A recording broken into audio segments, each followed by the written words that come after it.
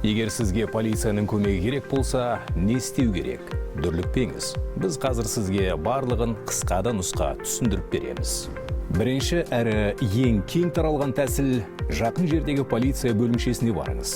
Есікте әрдайым жұмыс уақытымен кезекші көрсетіледі. Шұғыл көмек керек пе? Ондай болса 102 нөміріне хабарласыңыз. Қоңырау тегін әрі тәулік бойы жұмыс істейді.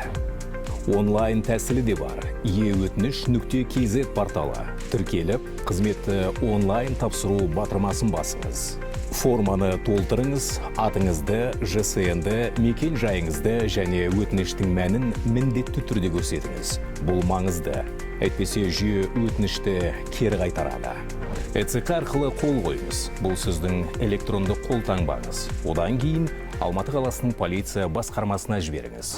Жеке кабинеттен өтінішіңіздің мәртебесін қадағалаңыз. Егер бір нәрсе дұрыс болмаса, қайтадан жолдауға болады. Полицияға жүгіну оңай. Ең бастысы өз құқықтарыңызды біліп, оларды қолданудан қорықпау. Есте сақтаңыз, полиция сізге әрқашан көмекке келеді.